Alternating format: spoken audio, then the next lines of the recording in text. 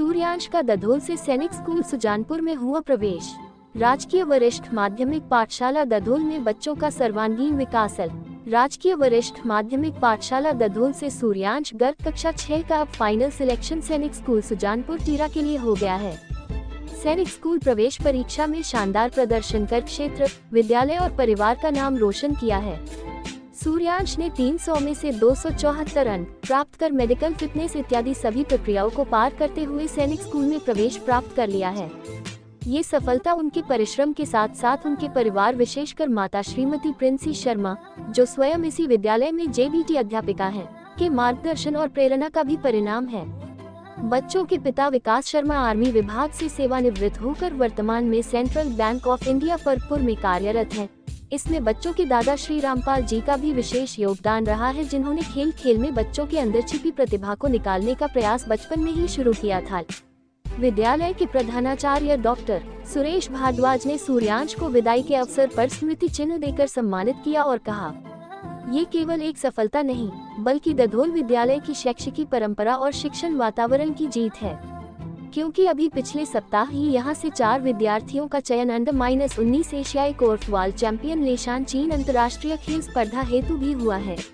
विद्यालय में विद्यार्थियों के सर्वांगीण विकास के लिए अनेक गतिविधियां, भाषण प्रतियोगिताएं, वाद विवाद प्रतियोगिताएं, पेंटिंग एवं ड्राइंग प्रतियोगिताएं, क्विज, सामान्य ज्ञान व विज्ञान क्विज नियमित रूप से आयोजित की जाती हैं, ताकि बच्चों का सर्वांगीण विकास हो सके। खेलकूद में विशेष प्रशिक्षण, जिसमें 3 बजे के बाद भी विद्यार्थी खेलकूद प्रतियोगिता में हिस्सा लेते हैं और यहां से कई विद्यार्थी राज्य व राष्ट्रीय स्तर पर चयनित हो रहे हैं। पूर्व केंद्र शिक्षक श्री किशोरी लाल ने भी बच्चों को मिठाई खिलाकर बधाई दी और कहा कि यह सफलता सरकारी स्कूलों की शिक्षा व्यवस्था में सकारात्मक बदलाव का प्रतीक है। विद्यालय प्रधानाचार्य का ये विश्वास है कि केवल किताबें ही नहीं बल्कि व्यक्तित्व निर्माण की दिशा में किया गया हर प्रयास एक बेहतर नागरिक की नींव रखता है। सूर्यांश की यह सफलता आने वाले विद्यार्थियों के लिए प्रेरणा है और यह सिद्ध करती है कि समर्पित प्रयास, उचित मार्गदर्शन और प्रेरक वातावरण मिल जाए तो सरकारी स्कूलों के छात्र भी राष्ट्रीय स्तर पर चमक सकते हैं। वो आशीर्वाद के लिए आप सभी का धन्यवाद करता हूँ। माता पिता का बहुत योगदान है। पिछले 3 वर्षों से मैं इसी विद्यालय में पढ़ रहा हूँ। यहाँ मैंने बहुत कुछ सीखा, बहुत अच्छे दोस्त मिले तथा बहुत अच्छा वातावरण मिला। इस सब के लिए मैं आपका सदा आभारी रहूँगा। धन्यवाद।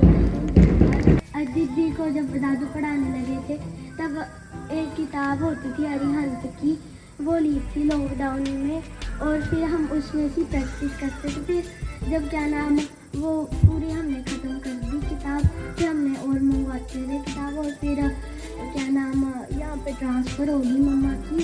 फिर हम मम्मा कभी कभार मेरे को प्रैक्टिस दे देती थी स्कूल में करने को और घर में जाके पढ़ा देती थी।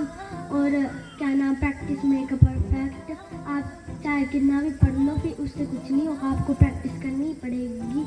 और इसी कारण मेरा सैनिक स्कूल में इतना अच्छा रिजल्ट हो पाया। धन्यवाद। All the worthy teachers and the beautiful flowers of this garden, that is you all the students. A very good morning to all of you. सबसे पहले मैं धन्यवाद करना चाहूँगी हमारे प्रधानाचार्य महोदय जी का, सभी अध्यापक वर्ग का, जिन्होंने मुझे आज ये मौका दिया है कि मैं इस मंच पे आऊँ और कुछ शब्द कहूँ। इसके लिए उनका धन्यवाद।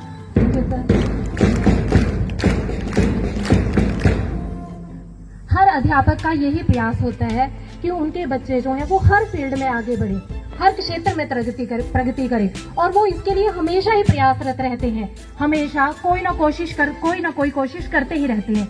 लेकिन सिर्फ एक अध्यापक के कोशिश करने मात्र से कुछ नहीं होता है, क्योंकि एजुकेशन एक ट्राइपोलर प्रोसेस है जिसमें पेरेंट्स, टीचर और स्टूडेंट तीनों की एक अहम भूमिका रहती है। जब हमारी इस एजुकेशन में एक अध्यापक का मार्गदर्शन रहता है, पेरेंट्स की सपोर्ट रहती है और स्टूडेंट की मेहनत रहती है, जब ये तीनों चीजें मिल जाती हैं तो सफलता जरूर हासिल होती है। सफलता का यही मूल मंत्र है कि आप प्रैक्टिस करते हैं, हर अध्यापक आगे बढ़े, प्रगति करें और इसके लिए कोशिश ही। आज का युग बच्चों बहुत ही कम्पिटिटिव युग है। इतना ज्यादा कंपटीशन। अभी तो ये सिर्फ छठी क्लास के लिए जो था वो पेपर था, तो जब 9th क्लास के लिए होगा, जब +1 +2 के लिए एग्जाम रहते हैं तो इनका कंपटीशन और भी बढ़ता जाता है। +2 के बाद न जाने कंपटीशन कितनी राहें निकल जाती है, कितने दौर निकल जाते हैं। ये तो मात्र एक स्कूल के लिए एग्जाम था, ये मंजिल नहीं है, ये सिर्फ मंजिल तक पहुंचने के लिए एक रास्ता है। बहुत ज्यादा मेहनत की जरूरत है। जैसे ही अभी सर ने कहा कि हमें करना क्या है, कौन सा सिलेबस पढ़ना है, जैसे इसने इस साल 4 पेपर दिए हैं। इसका सबसे पहला पेपर रहा राष्ट्रीय मिलिट्री स्कूल, उसके बाद दूसरा पेपर रहा इसका नवोदय विद्यालय के लिए, तीसरा एग्जाम था इनका स्वर्ण जयंती मिडिल मेरिट स्कॉलरशिप, और चौथा एग्जाम था ये सैनिक स्कूल का। हमें ये पता होना चाहिए, जैसे सैनिक स्कूल के लिए मैथ 150 नंबर में आ रहा है, राष्ट्रीय मिलिट्री स्कूल के लिए वही मैथ 50 नंबर में आ रहा है, और स्वर्ण जयंती स्कॉलरशिप में वही मैथ जो है वो 20 नंबर में आ रहा है, और नवोदय विद्यालय के लिए वो 30 नंबर में आ रहा है। तो हमें हमारे ऑब्जेक्टिव्स पता होने चाहिए कि किस तरह से तैयारी करनी है। जैसे सैनिक स्कूल के लिए पेपर पास करना है तो मैथ पे ज्यादा फोकस करना होगा, क्योंकि वो 300 नंबर का पेपर है, तो 150 तो सीधे ही सीधे जो है वो मैथ पे थे।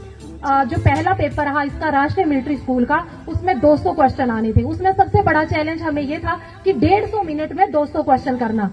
उसमें एक्यूरेसी मायने बाद में रखती थी, पहले ये था कि क्या बच्चा 150 मिनट में 200 क्वेश्चन पढ़ पाएगा। उसमें सबसे बड़ा चैलेंज जो था वो 150 मिनट में 200 क्वेश्चनों को पढ़ने का चैलेंज था। क्या बच्चे में इतनी सीटिंग कैपेसिटी है? अगर 2.5 घंटे का पेपर है तो कम से कम बच्चे की 3 घंटे की सीटिंग कैपेसिटी होनी चाहिए, क्योंकि एग्जामिनेशन हॉल में बच्चे को आधा पौना घंटा या 1 घंटा पहले बुला लिया जाता है, इंस्ट्रक्शंस दी जाती है।